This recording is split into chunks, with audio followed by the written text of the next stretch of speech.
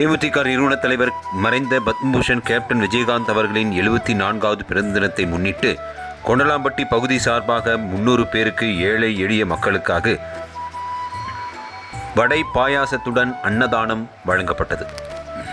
தேசிய முற்போக்கு திராவிட கழகத்தின் நிறுவன தலைவரும் மறைந்த பத்மபூஷன் கேப்டன் விஜயகாந்த் அவர்களின் 74வது பிறந்தநாள் விழாவை முன்னிட்டு வறுமை ஒழிப்பு தினமாக கடைபிடிக்கப்பட்டு நாடு முழுவதும் ஏழை எளிய மக்களுக்கு பல்வேறு நலத்திட்ட உதவிகள் வழங்கி வருகின்றனர். தேசிய முற்போக்கு திராவிட கழகத்தின் பொதுச் செயலாளரும் விருதாச்சலம் எம்எல்ஏவுமான பிரேமலதா விஜயகாந்த் அவர்கள் கேப்டன் பிறந்தநாளை நலத்திட்ட உதவிகள் வழங்கி அன்னதானம் வழங்க வேண்டும் என ஆணையிட்டிருந்தார். அதன்படி தமிழகம் முழுவதும் நிர்வாகிகள் தொண்டர்கள் கேப்டன் பிறந்தநாளை உற்சாகமாக கொண்டாடி வருகின்றனர்.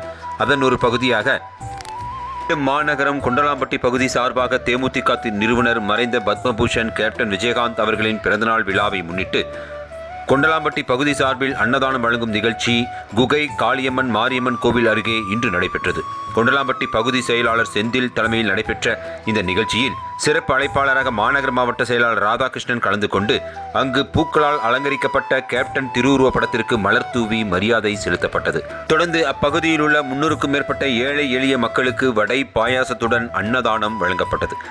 இந்த நிகழ்ச்சியில் மாநகர் மாவட்ட துணை செயலாளர் சீனிவாசன், பொதுக்குழு உறுப்பினர் நாராயணன், சேலம் ஒன்றியம் அப்பாவு, அம்மாப்பேட்டை பகுதி செயலாளர் செல்வகுமார், மகளிர் அணி துணை செயலாளர் ஷானூர், கேப்டன் மன்ற செயலாளர் பன்னீர்செல்வம், பகுதி நிர்வாகிகள், கொண்டலாம்பட்டி அவைத்தலைவர் சிவா, வார்டு செயலாளர்கள் 46வது வார்டு பழனி, 47வது வார்டு துரை, 53வது வார்டு ரவிச்சந்திரன், 50வது வார்டு முருகன் உள்ளிட்ட நிர்வாகிகள் தொண்டர்கள் என ஏராளமானோர் கலந்து கொண்டனர்.